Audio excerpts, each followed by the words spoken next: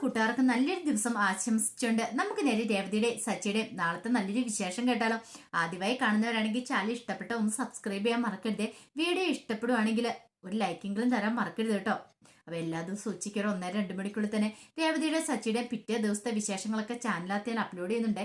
മറക്കാതെ എല്ലാവരും ഇത് കാണണം കേട്ടോ. അങ്ങനെ നാളത്തെ വിശേഷത്തെ നമ്മൾ കാണുന്നേ ശ്രീകാന്ത് നല്ല ഉറക്കമാണ്. ഈ സമയത്താണ് വർഷ വന്ന് ശ്രീകാന്തിനെ കുലുക്കി വിളിക്കുന്നത്. പെട്ടെന്ന് ശ്രീകാന്ത് ഞെട്ടി എഴുന്നേക്കുക. എന്താ വർഷ, എന്താ കാര്യം? നിനക്കെന്താ രാത്രിയിൽ ഉറക്കമൊന്നും ഇല്ലേന്ന് ചോദിക്കുക. ഇത് കേട്ടതും വർഷ പറഞ്ഞു, അതെ ശ്രീകാന്ത് ഒന്ന് എഴുന്നേറ്റ് വരാൻ പറയണേ. എങ്ങോട്ട്? ഈ പാതിരാത്രി സമയത്ത് എങ്ങോട്ട് പോകാനാ വർഷയെന്ന് ചോദിക്കാം. ശ്രീകാന്ത് എഴുന്നേറ്റ് വാ, ഞാൻ പറയാന്ന് പറയണ. ശ്രീകാന്തിന്റെ കാര്യം എന്താന്ന് മനസ്സിലായില്ല. അങ്ങനെ ശ്രീകാന്തിനെ വിളിച്ചുകൊണ്ട് നേരെ വർഷ പോകുന്ന ടെറസിലേക്കാണ്. ഈ ടെറസിൽ ഈ പാതിരാത്രി സമയത്ത് എന്താ ഒരു സർപ്രൈസ് ഉണ്ടെന്ന് പറയണം. പിന്നീട് ചെന്നിട്ട് ടെറസിലേക്ക് എന്നിട്ട് ആ കാര്യം കാണിച്ചു കൊടുക്കണം. ഇതെന്താ ടെന്റോ? ഇതെന്താ ഇവിടെ കെട്ടിയിരിക്കണേ? അതൊക്കെ ഉണ്ട്, വരാൻ പറയണം. അങ്ങനെ ടെന്റ് കെട്ടിയിട്ട് അതിനകത്തൊരു ചെറിയൊരു വിളക്കും കൂടെ സെറ്റ് ചെയ്ത് വെച്ചിട്ടുണ്ടായിരുന്നു ഒരു വെട്ടത്തിന് വേണ്ടിയിട്ട്. ആഹാ, ഇത് കൊള്ളാലോ, ഇത് ഭയങ്കര സർപ്രൈസ് തന്നെയാണല്ലോ എന്ന് പറയണം. ഇതൊക്കെ എപ്പോ വാങ്ങി? ഇത് എവിടെ നിന്ന് കിട്ടിയെന്ന് ചോദിക്കുക. ശ്രീകാന്തിന്റെ അടുത്ത് ഒന്ന് പറഞ്ഞില്ലായിരുന്നോ മുറി ഇല്ല എന്നുള്ള കാര്യം? സച്ചി മുറി പൂട്ടിയിട്ട് പോയെന്നുള്ള കാര്യം. ഇത് കേട്ടപ്പോൾ എനിക്ക് വിഷമായിരുന്നു. അപ്പൊ ഞാൻ നോക്കിക്കഴിഞ്ഞപ്പോൾ നമുക്ക് വേറെ പോകാനായിട്ടൊരു വഴിയില്ലല്ലോ. അപ്പൊ ഒരു ടെന്റ് വാങ്ങിച്ചോണ്ട് വന്നു. അതാ പിന്നെ ടെറസിന്റെ മുകളിലാണെങ്കിലും കേട്ടാലോ, മഴ പെയ്താലും വലിയ കുഴപ്പമില്ല. നമുക്ക് നല്ല സുഖമായിട്ട് ഇവിടെ കയറി കിടക്കുകയും ചെയ്യാം. എങ്ങനെയുണ്ട് എന്റെ ഐഡിയ? അപ്പൊ ഞാൻ വാങ്ങിക്കൊണ്ട് വന്ന. ശ്രീകാന്ത് എന്നോട് ചോദിച്ചില്ല എന്റെ കവറിനകത്ത് എന്താന്നുള്ള കാര്യം. ഇത് ടെന്റ് ആയിരുന്നു പറയണം. ഇത് കേട്ട് ശ്രീകാന്തിന്റെ കണ്ണ് നിറഞ്ഞു. ശ്രീകാന്ത് ഒരിക്കലും പ്രതീക്ഷിച്ച കാര്യമായിരുന്നില്ല അത്. ശ്രീകാന്ത് പറഞ്ഞു, ഇത്രയ്ക്ക് സ്നേഹം ഉണ്ടായിരുന്നു നിനക്ക് എന്നോടൊന്ന് ചോദിക്കാം. അല്ല പിന്നെ ശ്രീകാന്തിനോട് എനിക്ക് സ്നേഹമില്ലെങ്കിൽ ഞാൻ ശ്രീകാന്തിനോടൊപ്പം ഇറങ്ങി വരുമോ? ഒരു കാരണവശാലും ശ്രീകാന്തിനെ വിട്ടുപോകാനായിട്ട് എനിക്ക് തയ്യാറില്ലായിരുന്നു. എനിക്കറിയാം ശ്രീകാന്തിന്റെ മനസ്സിൽ ശ്രീകാന്ത് എത്രമാത്രം വീട്ടുകാരെ സ്നേഹിക്കുന്നുണ്ടെന്ന്. അപ്പൊ അതുകൊണ്ട് ഞാൻ നോക്കിയപ്പോ ഈ ഒരു മാർഗം മാത്രമേ കണ്ടുള്ളൂ. മുറിയില്ലാതെ വന്നാൽ നമുക്ക് കിടക്കണമല്ലോ. അപ്പൊ അതുകൊണ്ട് ഞാൻ ഈ ടെന്റും വാങ്ങിക്കൊണ്ട് വന്നേ. ബാ നമുക്കിന്ന് ഇവിടെ കിടക്കാന്ന് പറയണ. ഇതിനകത്ത് എന്താ കുഴപ്പം? ഇതിനകത്ത് കിടക്കാൻ നല്ല രസമല്ലേ? എനിക്ക് ഭയങ്കര ഇഷ്ടമാണ്. ഞങ്ങൾ കോളേജിലൊക്കെ പഠിക്കുന്ന സമയത്ത് കാട്ടിനുള്ളിൽ പോയി ടെന്റൊക്കെ കിട്ടി ഇങ്ങനെ കിടക്കാറുണ്ടായിരുന്നു പറയാം. ഞങ്ങൾ എല്ലാവരും കൂടെ കൂടിയിട്ട് ക്യാമ്പൊക്കെ നടക്കുന്ന സമയത്ത്. ഇത് കേട്ട ശ്രീകാന്ത് ആഹാ കൊള്ളാലോ ബാ എന്ന് പറഞ്ഞുകൊണ്ട് ശ്രീകാന്തിന്റെ കയ്യെ പിടിച്ചിട്ട് വർഷ അതിനകത്തേക്ക് കയറണം. അതിനകത്ത് കയറി കഴിഞ്ഞപ്പോൾ ശ്രീകാന്തിന് എന്തെന്നില്ലാത്ത സന്തോഷം തോന്നി. വർഷ പിന്നീട് ശ്രീകാന്തിന്റെ കൈയെടുത്ത് പിടിച്ചിട്ട് പറഞ്ഞു, അതെ എന്റെ ഈ ജീവിതത്തിൽ ഒരു പുരുഷനുണ്ടെങ്കിൽ ആ ശ്രീകാന്ത് മാത്രമായിരിക്കും. എത്ര എന്ന് പറഞ്ഞാലും ശ്രീകാന്തിനെ കൈവിട്ട് കളയാനായിട്ട് എനിക്ക് ഒരുക്കുമല്ല. അതിപ്പോ എന്തിന്റെ പേരിലാണ് ശരി. അതുകൊണ്ടല്ല ഞാൻ എന്റെ വീട്ടുകാരെ പോലും ഉപേക്ഷിച്ച് ശ്രീകാന്തിനോടൊപ്പം ഇറങ്ങി തിരിച്ചേ എന്ന് പറഞ്ഞുകൊണ്ട് ശ്രീകാന്തിനെ കെട്ടിപ്പിടിക്കുകയാണ്. ഈ സമയം ശ്രീകാന്ത് ഈ വെട്ടം അത് കുഴപ്പമില്ല, വെട്ടമൊക്കെ നമുക്ക് കുറച്ച് വെക്കാവുന്നുള്ളൂ എന്നും പറഞ്ഞുകൊണ്ട് വെട്ടമൊക്കെ വർഷം കുറച്ച് വെക്കണം. പിന്നീട് അവരങ്ങനെ കെട്ടിപ്പിടിക്കുകയാണ്. എന്തെന്നില്ലാത്ത സന്തോഷം. കാരണം ഒരു പുതിയൊരു ജീവിതം തുടങ്ങുന്ന പോലെ തോന്നുവാണ് വർഷയ്ക്ക്. ഇതൊക്കെ ഒരു രസമാണ്. എന്നും മുറിക്കകത്ത് നടക്കുമ്പോൾ എന്താ ഒരു രസം ഇരിക്കുന്നത്. പിന്നീട് ശ്രീകാന്തിനോട് പറഞ്ഞു, എങ്ങനെയുണ്ട് ഇഷ്ടപ്പെട്ടെന്ന് ചോദിക്കാം. സൂപ്പർ ആയിട്ടുണ്ട്, നീ എനിക്ക് തന്ന ഗിഫ്റ്റ് എനിക്ക് ഇഷ്ടപ്പെട്ടെന്ന് പറയണം. പിന്നീട് പിറ്റേ ദിവസം രാവിലെ ആയി കഴിഞ്ഞപ്പോൾ രേവതി പതിവ് പോലെ തന്നെ അടുക്കള കയറി ജോലികളൊക്കെ തുടങ്ങി. എത്ര മരുമക്കൾ എന്ന് പറഞ്ഞാലും രേവതിക്ക് എന്നും അടുക്കള തന്നെ ശരണം. അങ്ങനെ ചായയൊക്കെ വെച്ചോണ്ടിരിക്കുകയാണ്. ഈ സമയത്ത് ചന്ദ്രമതി വന്നിട്ട് ചോദിച്ചു, അല്ല ചായ ആയില്ലേന്ന് ചോദിക്കാം. ഇതേ അമ്മ ഇപ്പൊ ആകുമെന്ന് പറയാ. ഇത് എത്ര സമയമായി, എപ്പോ വന്നു ചോദിച്ചാലും നിനക്ക് ഇത് തന്നെയാണല്ലോ മറുപടി പറയാനുള്ളൂ, ചായ ആയിന്ന് പെട്ടെന്ന് എടുക്കാൻ പറയണം. അങ്ങനെ രേവതി ചായ എടുത്തു കൊടുത്തു. അല്ല ഇതാർക്കാമേന്ന് ചോദിക്കുകയാണ്. ഇത് വർഷയ്ക്ക് ശ്രീകാന്തിനോ എന്ന് പറയാം. അല്ല വർഷം മുറിയിലുണ്ടോ അതോ ഇനിയിപ്പോ രാവിലെ പോയെന്ന് ചോദിക്കാം. അല്ല അമ്മയുടെ തലേദിവസം ഒന്നും പറഞ്ഞില്ലേന്ന് ചോദിക്കും. ചന്ദ്രമതിക്കിട്ടൊരു കൊട്ടു കൊടുത്താണ്. ഓഹോ, അപ്പൊ നീ എനിക്കിട്ട് പണിതല്ലേന്ന് ചോദിക്കും. അല്ല അമ്മയല്ലേ പറഞ്ഞ അമ്മയോട് പറഞ്ഞിട്ടേ പോളെന്ന്, അതുകൊണ്ട് ചോദിച്ചാ. എന്നോട് പറഞ്ഞിട്ടൊന്നുമില്ല, നിന്നോട് പറഞ്ഞെന്ന് ചോദിക്കും. ഏയ് എന്നോടും പറഞ്ഞില്ല എന്ന് പറയണം. എന്നാ ചിലപ്പോ റൂമിൽ കാണുമെന്ന് പറയാണ്. അങ്ങനെ ചായയായിട്ട് ചന്ദ്രമതി വർഷയ്ക്കും ശ്രീകാന്തിനുള്ള ചായയായിട്ട് മുറിയിലേക്ക് അങ്ങോട്ട് ചെല്ലുവാണ്. ഈ സമയത്ത് അങ്ങോട്ടേക്ക് ശ്രുതി വരുന്നേ. ശ്രുതി ചോദിച്ചു, അല്ലമ്മേ എനിക്കാണോ ചായ? അത് ശ്രുതിക്കാണോ? ശ്രുതി എഴുന്നേറ്റിട്ടില്ല എന്ന് പറയണം. ശ്രുതിക്കല്ല ചായ, ഇത് വർഷയ്ക്ക് ശ്രീകാന്തിനോ എന്ന് പറയണം. അപ്പൊ എനിക്ക് ചായയില്ലേ? നിനക്ക് പിന്നെ തരാം, അല്ലെങ്കിൽ നീ അടുക്കള പോയി എടുത്തു കുടിച്ചോളാൻ പറയണം. അല്ല നീ എങ്ങോട്ടാ പോന്നെ? ഞാൻ എക്സസൈസ് ചെയ്യാൻ പോവാന്ന് പറയണം. ഓ എക്സസൈസ് ചെയ്തിട്ട് എന്ത് ചെയ്യാനാ? ആ പാർക്കിൽ പോയി ഇരിക്കാനല്ലേ നിൽക്കും. ഒന്ന് പതുക്കെ പറമേ, ആരെങ്കിലും കേട്ടുണ്ട് പിന്നെ അത് മതിയെന്ന് പറയാം. പിന്നെ പതുക്കെ പറയാതെ. ഞാനൊന്നും പറയുന്നില്ല. ഇത്രയും കാലമായി ഒരു ജോലി അന്വേഷിച്ച് കണ്ടുപിടിക്കാൻ പറഞ്ഞിട്ട് നിനക്ക് അതിന് പോലും സാധിച്ചോടാം. എന്നിട്ട് അവൻ നടക്കുന്ന നടപ്പ് കണ്ടില്ലേ എന്നൊക്കെ ചന്ദ്രമതി ദേഷ്യത്തോടെ പറഞ്ഞിട്ട് ശ്രീകാന്തിന്റെ വർഷയുടെ മുറിയുടെ അങ്ങോട്ട് ചെല്ലുവാണ്. അങ്ങനെ ചെന്ന് ഇതുവരായിട്ട് ഇവര് എഴുന്നേറ്റില്ലേ, ഇനി എഴുന്നേറ്റിരിക്കുവാണോ എന്നൊക്കെ ഓർത്തോട്ട് കഥ പതുക്കെ തള്ളി കഴിയുമ്പോൾ അങ്ങ് തുറന്നു വന്നു. നോക്കിക്കഴിഞ്ഞപ്പോ അതിനകത്ത് ആരുമില്ല. ഇവറ്റകളിത് എവിടെ പോയി എന്നോർത്ത് ചന്ദ്രമതി ഇങ്ങനെ അന്തം വിട്ട് നിൽക്കണം. ഈ സമയം ഒരു മൂളിപ്പാട്ടൊക്കെ പാടി ശ്രുതി ടെറസിലേക്ക് എക്സസൈസ് ചെയ്യാൻ ചെല്ലുവാണ്. ആ സമയത്താണ് ആ കാഴ്ച കാണുന്നത്. ഇതെന്ത് പറ്റി? ഒരു മാളം പോലെ ഇരിക്കുന്നുണ്ടല്ലോ, ഇതാരേത് എന്താ ചെയ്തേ? ഒരു ആകപ്പാട് സംശയം. ഒന്നുകൂടെ അടുത്ത് ചെന്ന് നോക്കുമ്പോഴാണ് കാണുന്നത്, ഇതൊരു ടെന്റ് ആണല്ലോ. എന്റെ ഭഗവാനെ, ഒറ്റ രാത്രിയും കൊണ്ട് ആരാ തങ്ങളുടെ ടെറസിൽ വന്ന് ടെന്റ് കെട്ടി താമസിക്കാനായിട്ട്? പെട്ടെന്ന് അതിനകത്ത് നിന്ന് ഒരു അനക്കമൊക്കെ കിട്ടും. ഇതിനകത്ത് ആളുണ്ടല്ലോ, കള്ളന്മാരാരോണ്ട് ടെന്റ് കെട്ടി മോഷ്ടിക്കാനായിട്ട് വന്നിരിക്കുക. കൊള്ളാം, ഇതങ്ങനെ വെറുതെ വിട്ടിട്ട് കാര്യമില്ല. ഓടി എന്ത് ചെയ്യണം? ആ എക്സസൈസ് ചെയ്യാൻ കൊണ്ടുവന്ന സാധനമൊക്കെ അവിടെ ഇട്ടിട്ട് സുധി നേരെ താഴേക്ക് ഓടി ചെല്ലുവാണ്. നേരെ ചന്ദ്രമതിയെ വിളിച്ചോണ്ടേ ഇല്ലെന്നേ. അപ്പത്തേന് ചന്ദ്രമതി വർഷയെ ശ്രീകാന്തിനെ കാണാതെ അന്തം വിട്ട് നിൽക്കുകയാണ്. അമ്മ ഓടി വാ ടെറസിലേക്ക്. എന്താ കാര്യം? എന്താ അവിടെ കള്ളന്മാരെന്ന് പറയാണ്? കള്ളന്മാരാ? അത് കേട്ടോണ്ട് രവീന്ദ്രനും ശ്രുതിയും വർഷയും അങ്ങോട്ട് വരുവാണ്. കള്ളനോ? കള്ളൻ എവിടെയാ? നമ്മുടെ ടെറസിൽ കള്ളനുണ്ട്. കള്ളൻ ടെന്റ് കെട്ടി അവിടെ കിടക്കുവാന്ന് പറയാൻ. ടെന്റ് കെട്ടി കിടക്കുന്ന കള്ളനോ? നീ എന്തൊക്കെയാടാ പറയണെന്ന് ചോദിക്കും. ഇത് കേട്ടത് ശ്രുതി പറഞ്ഞു, ഒരു പക്ഷെ അത് വല്ല തുണിയും പറന്ന് വീണതായിരിക്കും, അല്ലാതെ ഏത് കള്ളനാ ഇപ്പം നമ്മുടെ ടെറസിൽ വന്ന് താമസിക്കണമെന്ന് ചോദിക്കാം. ഓ, ഞാൻ കള്ളത്തരം പറഞ്ഞല്ലേ വരാൻ പറയാണ്. അപ്പത്തേനും രവീന്ദ്രൻ പറഞ്ഞു, എന്നാ വാ പോകാന്ന് പറയണം. അപ്പൊ ശ്രുതി ഈ സമയത്ത് അവിടെ നിൽക്കുക. നീ എന്താടോ നിൽക്കുന്നത്? അല്ല, നിങ്ങൾ പോയി നോക്കിയാൽ മതി എന്ന് പറയാം. ഞാൻ നോക്കിയതെന്ന് പറയും. നീ ഇങ്ങോട്ട് വരാൻ പറയാണ് എന്ന് പറഞ്ഞ് അവരങ്ങനെ നടക്കുമ്പോൾ ശ്രുതി വീണ്ടും നിൽക്കുകയാണ്. ശ്രുതി പറഞ്ഞു, എന്താ ശ്രുതി ഇങ്ങനെ? നാണമില്ലേ ഇത്? രേവതി പോലും പോയത് കണ്ടോ? എന്നിട്ടാണോ നീ ഇങ്ങോട്ട് നിൽക്കണമെന്ന് ചോദിക്കുകയാണ്. അതെ, അവളൊരു കട്ടയും കൊണ്ട് എറിഞ്ഞാൽ മതി, അവൻ താഴെ വീഴും. പക്ഷെ എന്റെ കാര്യം അങ്ങനെയല്ല. എങ്ങാനും നേരിടാൻ വന്ന നാണക്കേട്. ഒന്ന് വരാനും പറഞ്ഞുകൊണ്ട് ശ്രുതിയുടെ കൈയും പിടിച്ചിട്ട് മുകളിലേക്ക് അങ്ങോട്ട് കയറി ചെല്ലുവാണ്. ചെന്നതിന് ശേഷം അവരൊക്കെ നോക്കിക്കഴിഞ്ഞപ്പോഴത്തേക്കും ഒരു ടെന്റ് കെട്ടിയിരിക്കുന്നു. രവീന്ദ്രൻ, ആഹാ ഇത് കൊള്ളാലോ. ചന്ദ്രമതി പറഞ്ഞു, എന്നാലും ഒറ്റ രാത്രിയും കൊണ്ട് ഇത് ഏത് കളനാ ഇങ്ങനെ ചെയ്തിരിക്കുന്നേ?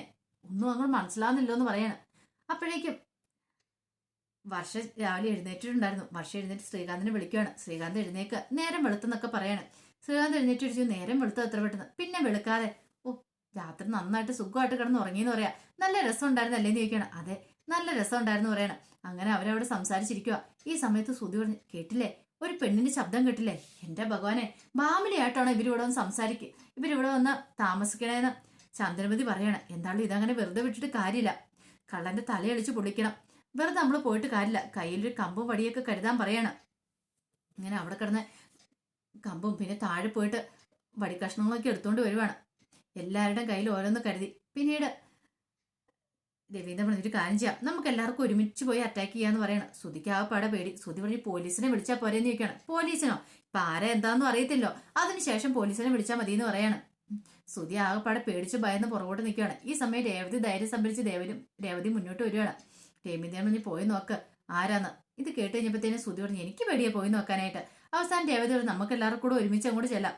ഇതേ ആദ്യം തന്നെ അടിച്ചോണെന്ന് പറയണം, ഒന്ന് നോക്കിയാൽ കിടന്ന് പറയണം. അങ്ങനെ അവരതിൻ്റെ അടുത്തേക്ക് ചെന്നു. അടിച്ചിട്ട് എല്ലാവരും അടിക്കാൻ തയ്യാറായിട്ട് നിൽക്കുകയാണ്.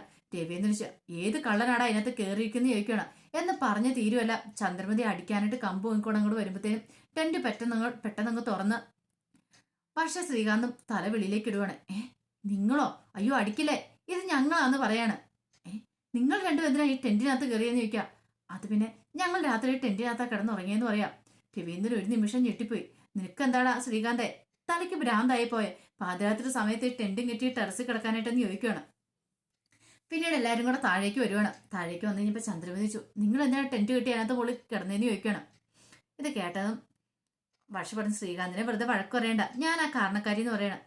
നീ എന്താ ചെയ്തേ? അത് പിന്നെ ഇന്നലെ രേവതിയുടെ ഭർത്താവ് അങ്ങനെയൊക്കെ പറഞ്ഞില്ലേ, മുറി പൂട്ടിട്ട് പോവുകയൊക്കെ ചെയ്തില്ലേ, ഈ കാര്യം ഒന്ന് ശ്രീകാന്ത് പറഞ്ഞിട്ടുണ്ടായിരുന്നു. അപ്പൊ എനിക്ക് ഭയങ്കര വിഷമമായിപ്പോയി.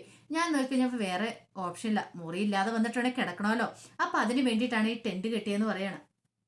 ഇത് കേട്ടതും ചന്ദ്രമതി പറഞ്ഞു, അതിന് മുറിയില്ലാതെ വന്നില്ലോ, അതിവിടെ വന്നതിന് ശേഷമല്ലേ അമ്മ അറിഞ്ഞേ, അല്ലെങ്കിൽ ഒരു മുറിയില്ലെങ്കിൽ പിന്നെ ഞങ്ങൾക്ക് കിടക്കണമല്ലോ, ആ രാത്രി സമയത്ത് ഞങ്ങൾ അങ്ങോട്ട് പോകാനാ, അതുകൊണ്ട് ഞാൻ ഈ ടെന്റും വാങ്ങിച്ചുകൊണ്ട് വന്നേന്ന് പറയാം. ഇത് കേട്ടതും ശ്രുതി പറഞ്ഞു, ആഹാ കൊള്ളാലോ എന്ന് പറയണം. അതെ, ഞങ്ങൾ നേരത്തെ ക്യാമ്പിനൊക്കെ പോകുന്ന സമയത്ത് ഇങ്ങനെ ടെന്റൊക്കെ കെട്ടി കിടക്കാറുണ്ടായിരുന്നു പറയണം. ചന്ദ്രമതി, കൊള്ളാല്ലേ, നല്ല സന്തോഷമാണ്, നമ്മുടെ കാലത്ത് ഇങ്ങനെയൊന്നും ഇല്ലായിരുന്നല്ലോ രവിയേട്ടാന്ന് പറയണം. എന്താ നിനക്ക് ടെന്റ് കെട്ടി കെട്ടണോ? ഒരു കാര്യം ചെയ്യ, നീ ഒരു കൊട്ട എന്തേലും കൊണ്ടേ വെച്ചിട്ട് അവിടെ ഒരു ടെന്റ് പോലെ ആക്കിയിട്ട് അതിനകത്ത് കയറി കിടന്നോളാൻ പറയണം. ദേഷ്യം വന്നിട്ട് രവീന്ദ്രൻ അങ്ങോട്ട് എഴുന്നേറ്റ് പോവാണ്. ചന്ദ്രമതി പറഞ്ഞു, എന്നാലും കൊള്ളാട്ടോ എന്ന് പറയാണ്. പിന്നീട് എല്ലാവരും കൂടെ പോയി കഴിഞ്ഞപ്പോഴത്തേനും ശ്രീകാന്തിന്റെ അടുത്ത് നിന്നിട്ട് പറഞ്ഞു, അതെ ഇതിന്റെ ഒന്നും ആവശ്യമില്ല, നിന്റെ ഭാര്യ പറയുന്ന എല്ലാം നീ അനുസരിക്കല്ലെന്ന് പറയണം. ആന്തമ്മ അങ്ങനെ പറഞ്ഞ്, എടാ നിന്റെ ഭാര്യ കിണറ്റി ചാടാൻ പറഞ്ഞ് നീ കിണറ്റി ചാടുമല്ലോ, അവിടെ ടെന്റ് കൊണ്ടെന്ന് പറഞ്ഞ് നീ അതിനകത്ത് പോയി കിടക്കേണ്ട വല്ല കാര്യം ഉണ്ടായെന്ന് ചോദിക്കുകയാണ്. പിന്നെ അത് കുറ്റപ്പെടുത്തേണ്ട കാര്യമൊന്നും ഇല്ലമ്മേ, ഇതൊക്കെ ഒരു രസമല്ലേന്ന് ചോദിച്ചിട്ട് ശ്രീകാന്തും അങ്ങോട്ടേക്ക് പോവാണ്. ആ സമയം വർഷം നേരെ ടെന്റ് എടുക്കാനായിട്ട് ടെറസിന്റെ മുകളിലേക്ക് ചെല്ലുവാണ്. ഈ സമയം മഹിമയും മസൂദനും കൂടെ ഒരു യാത്ര പോയിട്ട് തിരികെ വരുവാണ്. അപ്പൊ മഹിമ പറഞ്ഞു, ഇതുവരെ ആയിട്ട് അവളൊന്ന് വിളിക്കുക പോലും ചെയ്തില്ലോ, നമ്മുടെ മോളാണ് പോലും. അവൾക്ക് അവളുടെ ഭർത്താവിന്റെ വീട്ടിൽ ചെന്നപ്പോൾ നമ്മളൊന്നും ഓർമ്മ വന്ന് കാണത്തില്ല, അതുകൊണ്ട് അവൾ വിളിക്കുക പോലും ചെയ്യാത്തതെന്ന് പറയാണ്. ഇത് കേട്ട മസൂദൻ പറഞ്ഞു, അതെങ്ങനെ നിന്റെ മോളല്ലേന്ന് ചോദിക്കുകയാണ്. ഞാനൊന്ന് വിളിച്ചു നോക്കട്ടെ, എത്രയാന്ന് പറഞ്ഞാൽ ഞാൻ പെറ്റമ്മയില്ലേ, എനിക്ക് വിളിക്കാതിരിക്കാൻ പറ്റില്ലല്ലോ എന്ന് പറഞ്ഞിട്ട് മഹിമ വർഷേനെ വിളിക്കുകയാണ്. അപ്പോൾ വർഷ കോളെടുത്തു. എന്താമ്മേ, എന്താ വിളിച്ചെന്ന് ചോദിക്കുക. അല്ല, 2-3 ദിവസമായിട്ട് നിന്റെ വിവരമൊന്നും ഇല്ലായിരുന്നല്ലോ, നീ എന്താ ഒരു കോള് പോലും വിളിക്കാമെന്ന് ചോദിക്കും. അത് പിന്നെ അമ്മേ, എനിക്ക് അല്പം തിരക്കുണ്ടായിരുന്നു സ്റ്റുഡിയോയിൽ, അതുകൊണ്ടായിരുന്നു പറയണം. എന്താ ഇപ്പൊ നീ സ്റ്റുഡിയോയിലാണോ എന്നിട്ട് ചോദിക്കുക. ഞാൻ സ്റ്റുഡിയോയിലല്ല, ഞാൻ ടെറസിന്റെ മുകളിൽ ടെന്റ് മടക്കുവാന്ന് പറയണം. ടെന്റ് മടക്കാനോ? എന്ത് ടെന്റ്?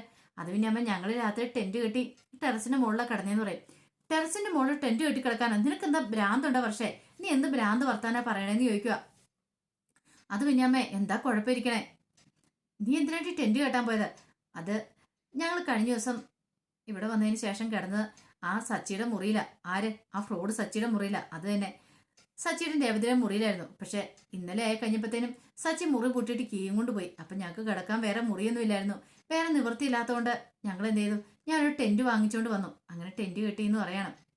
അല്ല, അപ്പൊ നീ ഇന്നലെ ടെന്റ് കെട്ടി കിടന്നല്ലേ, അപ്പൊ നിനക്ക് ആ വീട്ടിലൊരു മുറി പോലും ഇല്ല അല്ലേന്ന് ചോദിക്കണം. ഓ അമ്മ, ഇങ്ങനെയൊന്നും പറയരുത്, മുറിയൊക്കെ ഉണ്ട്. ഇതിന് ശേഷം അമ്മ അച്ഛൻ ഞങ്ങൾക്ക് മുറി തന്നായിരുന്നു പറയാം. ഓഹോ, നീ ഫോൺ വെച്ചേ, രണ്ടിലൊന്നും അറിഞ്ഞിട്ട് തന്നെ കാര്യം എന്ന് പറഞ്ഞ് പെട്ടെന്ന് തന്നെ മഹിമ ഫോൺ വെക്കുവാണ്. പറഞ്ഞ് അവസാനിപ്പിക്കാൻ പോലും സംഭവിച്ചില്ല.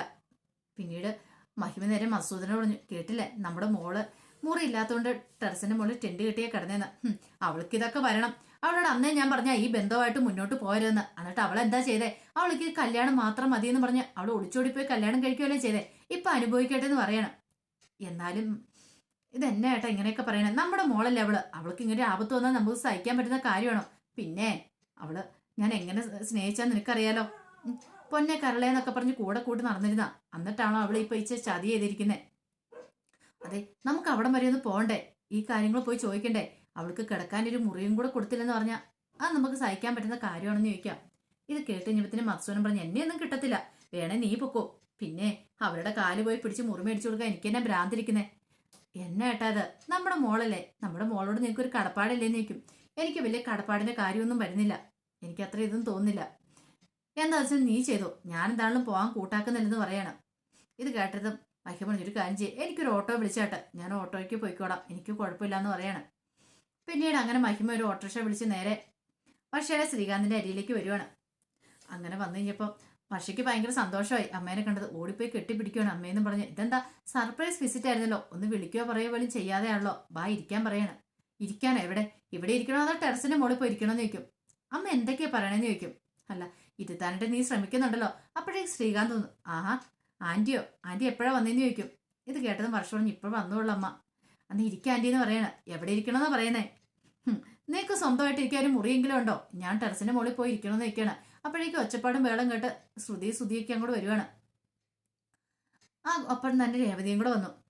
ഈ സമയം ചന്ദ്രമതി അങ്ങോട്ട് വന്നിരിച്ചു. അല്ല, എന്താ അവിടെ ഒരു പ്രശ്നം? ഒച്ചപ്പാടും വേളം എന്താന്ന് ചോദിക്കണം. എന്താന്ന് മനസ്സിലായില്ലല്ലേ? കല്യാണം കഴിഞ്ഞ് വന്നു കഴിഞ്ഞപ്പോഴത്തേനും നിങ്ങൾ എന്താ പറഞ്ഞത്? ഞങ്ങളുടെ മോളെ നിങ്ങൾ പൊന്നുപോലെ നോക്കുന്നു, എന്നിട്ടാണോ ടെറസിന്റെ മുകളിൽ പാതിരാത്രി പോയി ഭാര്യയും ഭർത്താവും കൂടെ കിടക്കണമെന്ന് ചോദിക്കണം. ഒരു മുറി പോലും അവർക്ക് കൊടുക്കാനില്ലേന്ന് ചോദിക്കാം. ഇത് കേട്ടതും ചന്ദ്രമതി നിങ്ങൾ തെറ്റിദ്ധരിച്ചിരിക്കുവാന്ന് പറയാം. എന്ത് തെറ്റിദ്ധാരണ? ഒരു തെറ്റിദ്ധാരണയില്ല. ദേ, എന്റെ മോളെ അങ്ങനെ നിരത്ത് കിടത്താൻ വേണ്ടിയിട്ടല്ല ഞാൻ ഇത്രയും കാലം വളർത്തി വലുതായിക്കൊണ്ടുവന്നേ, അറിയാലോ. നിങ്ങളുടെ മകൻ കെട്ടിയെന്ന് ഓർത്തോണ്ട് അവൻ്റെ മുറി കൊടുക്കാൻ പോലും നിങ്ങൾക്കില്ലേ? നിങ്ങൾ ഏത് നൂറ്റാണ്ടിലാണ് ജീവിക്കണേ എന്നൊക്കെ പറഞ്ഞ് ഭയങ്കരമായിട്ട് ദേഷ്യപ്പെടുവാണ്. എന്ത് ചെയ്യണമെന്ന് അറിയത്തില്ലാത്തൊരവസ്ഥയായി പോയി വർഷയ്ക്ക്. വർഷ പറഞ്ഞ്, അത് പിന്നെ അമ്മേ, വെറുതെ ദേഷ്യപ്പെടേണ്ട കാര്യമില്ല, ഞങ്ങളാണെങ്കിൽ തീരുമാനം എടുത്ത ഞങ്ങൾക്ക് മുറിയില്ലായിക്കൊന്നും ഇല്ലെന്ന് പറയണം. ദേ, ഒരക്ഷരം പോലും നീ മിണ്ടല് വർഷേ, ഈ നിമിഷം ഇവിടെ ഇറങ്ങിക്കോണം. വാ എൻ്റെ കൂടെ പോരെ, ഇനി ഇവിടെ നിൽക്കണ്ട, ഒരു മുറി പോലും നിനക്ക് തരാൻ പറ്റില്ലാത്ത ഇവിടെ അടുത്ത് നീ നിൽക്കണ്ട എന്ന് പറഞ്ഞിട്ട് ബലമായിട്ട് വർഷയുടെ കയ്യിലേക്ക് അങ്ങോട്ട് കയറി പിടിക്കുകയാണ്.